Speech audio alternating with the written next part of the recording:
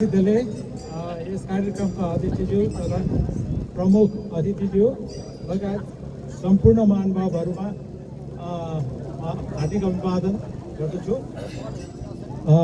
गर्दछु र यो गल्फ खेलाडीको लागि यो आज ऐतिहासिक क्षण हो। किनभने गल्फरले यस्तो राम्रो ठाउँमा आएर यो गल्फको आज प्रतियोगितामा सहभागी हुन पाउने जुन क्षण छ त्यो असाध्य नै लोभलाग्दो र गल्फ प्रेमीको लागि भविष्यमा पनि यो एकदम के छ भन्दाखेरि आशावादी योग्य चिज हो। गल्फरहरू चाहिँ अलिक क्रेजी हुन्छ भन्छन्। त्यसले गर्दाखेरि यस्तो ठाउँमा हामीले राम्रो गल्फ कोर्स बनाउन सक्यौँ भने त्यसले चाहिँ जुन उद्देश्यले यो कार्यक्रम र गल्फ कोर्स यहाँ बनाइएको छ त्यो उद्देश्यलाई पुरा गर्न सहयोग पुग्छ भन्ने म निवेदन गर्न चाहन्छु। सबैभन्दा पहिला चाहिँ यो गल्फ कसरी सुरु भयो भन्दाखेरि यो चाहिँ स्कटल्यान्डमा भेडा चढाउने गोठालाहरूले चाहिँ आफ्नो लट्ठीले कपडाको डल्लो बनाएर खेल्ने चलनबाट यो सुरु भएको हो र पछि चाहिँ 1843मा चाहिँ यो औपचारिक रूपमा सेन्ट एन्ड्रुज भन्ने चाहिँ गल्फ कोर्सको स्थापना भयो। जुन चाहिँ के भनिन्छ भन्दा गल्फरको लागि त्यो एउटा खेल्न त्यो ठाउँमा खेल्ने भने चाहिँ यो बुद्ध जन्मेको ठाउँ लुम्बिनीमा बुद्धिस्टहरूले जाने भने जस्तै हो। त्यस कारण त्यो अति नै महत्त्वपूर्ण ठाउँ हो। नेपालमा चाहिँ आजभन्दा 108 वर्ष अगाडि गल्फ कोर्सको स्थापना भएको खेल्न सुरु भएको देखिन्छ। तर औपचारिक रूपमा चाहिँ यो 1965देखि भयो भनिन्छ र सबैभन्दा पहिला चाहिँ नेपालमा गल्फ कोर्स स्थापना भएको चाहिँ रोयल नेपाल गल्फ कोर्स हो र त्यसले चाहिँ अहिले 108औं वर्षमा प्रवेश गरेर आफ्नो वार्षिकी मनाइरहेको अवस्था छ। र यो जुन डेम्बा डाँडामा यो जुन गल्फ कोर्स छ यो चाहिँ नेपालमा 10औं गल्फ कोर्स हो। सबैभन्दा पहिला रोयल नेपाल गल्फ कोर्स, त्यसपछि गोकर्ण गल्फ कोर्स, त्यसपछि पोखरामा हिमालयन गल्फ कोर्स छ, धरानमा त्यो घोपा क्याम्पमा अर्को गल्फ कोर्स छ। त्यस्तै एयरपोर्ट छेउमा Sai Nepal officers club golf course भन्ने थियो तर एयरपोर्ट एक्सपान्सनले गर्दा त्यो गल्फ कोर्स बन्द भयो। त्यसपछि चौधरी सिजी गल्फ कोर्स छ नवलपरासीमा। अनि त्यसपछि चाहिँ मुस्ताङमा लोमङथाङमा the highest golf course in the world भनेर चाहिँ गल्फ म्यागजिनले पनि त्यो कभरेज गरेको छ। त्यो पनि 3-4 वर्षदेखि त्यहाँ टुर्नामेन्ट अगस्त महिनामा जहिले पनि हुन्छ।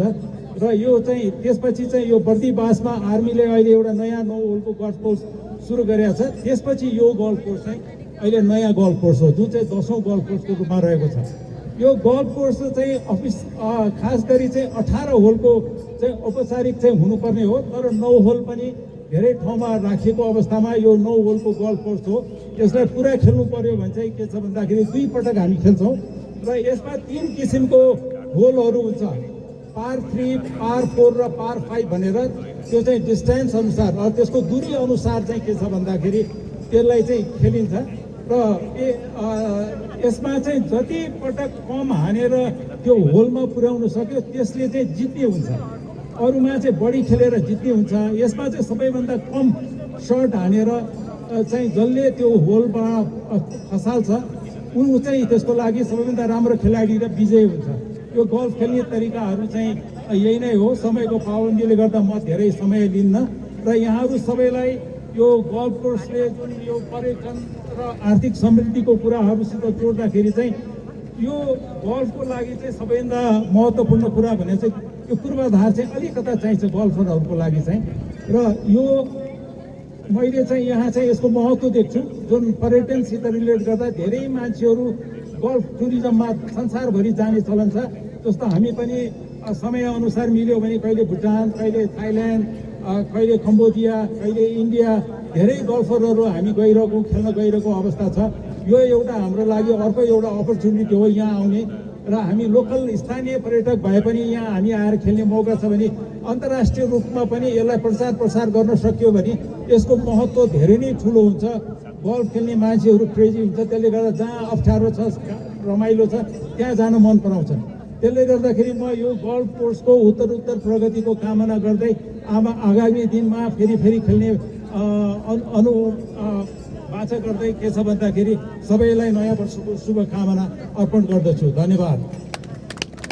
धेरै धेरै धन्यवाद व्यक्त गर्न चाहन्छु वरिष्ठ अधिवक्ता तथा गल्फ खेलाडी साथै ओम हुङ्गिल ह्युमन फाउन्डेसनको सल्लाहकार समेत हुनुहुन्छ महेन्द्र मैनालीज्यूलाई आफ्नो महत्त्वपूर्ण मन्तव्यको लागि हार्दिक धन्यवाद व्यक्त गर्दै म फेरि पनि हाम्रो सुनार समुदायबाट 5 मिनेटको झाँकी हाम्रो अतिथिज्यूहरूलाई देखाउँछु भनेर यहाँ अनुरोध गर्नुभएको छ। भर्खरै मात्र उहाँहरू यहाँ आइपुग्नु भएको कारणले उहाँहरूको झाँकीलाई पनि